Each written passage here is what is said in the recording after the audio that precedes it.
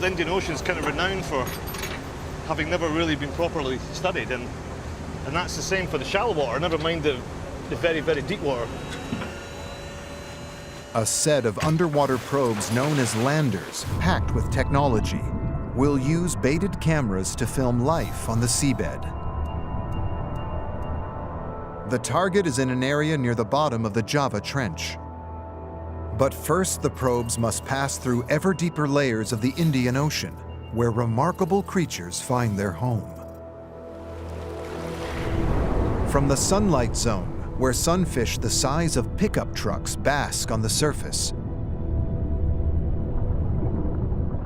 and dugong, distant relations of the elephant, graze on seagrass, to the twilight zone, where monstrous six-gill sharks, unchanged from the time of the dinosaurs, lurk during the day, surfacing to hunt by night. And where leatherback turtles, the deepest diving reptiles on the planet, come hunting for jellyfish. Their flexible shells and collapsible lungs make them perfectly adapted to survive the crushing pressures.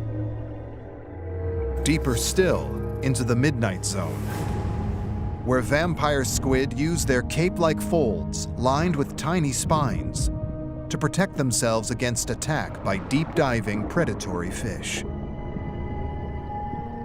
And slender snipe eels use microscopic hooked teeth on their beak-like jaws to snare shrimp. Finally, the scientific probes reach the very deepest zone of the Indian Ocean, the Hadal Zone.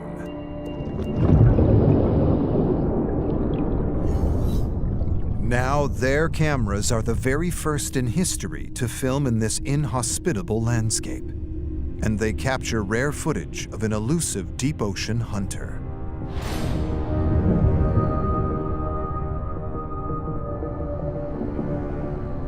Nobody really knows anything about them. Their common name is assfish, and robustus. Not a great name. Not a great name.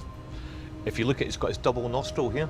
So it's got massive nostrils. So it doesn't care about the bait. What it knows is where it can smell bait, it's going to be an accumulation of amphipods. So it just turns up and just picks them off. Once a crowd of the shrimp-like scavengers arrive, it's dinner time.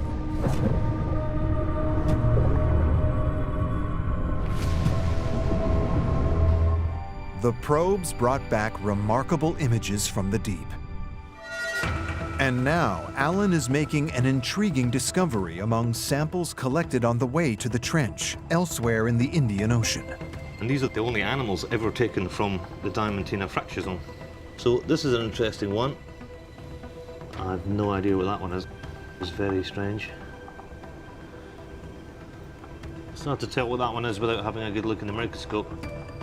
It's a new species from a family of crustaceans called amphipods, seabed scavengers that play a vital role on our planet.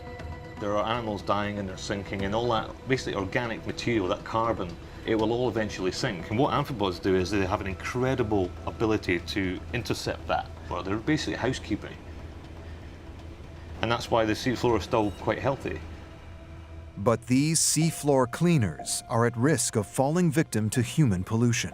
The thing with pollution in terms of litter and plastics, this stuff eventually sinks, and animals will eat it on the surface, and animals eventually have to die, and when they die they sink, they become food for something else. Now that transportation of material, whether it be food or indeed bad stuff like plastics and so on.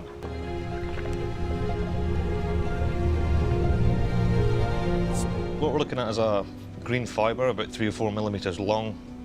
The fibres are from textiles. So these are small fragments that come off your clothes. When you look at the lint inside your tumble dryer, that's made up of hundreds and thousands of small pieces of plastic, and that often goes down the sink, it goes to the sewage system and ends up out at sea. The size of the animals we're looking at, that's probably the equivalent of you swallowing a metre-long piece of plastic rope, because relative to the size of the stomach, this is huge. Finding this stuff is, I guess, disappointing. We are aware that we're contaminating ecosystems which, increasing depth, we don't understand them yet. So we're at a point where all this stuff is going to end up in the place we understand the least, which seems counterintuitive and quite worrying.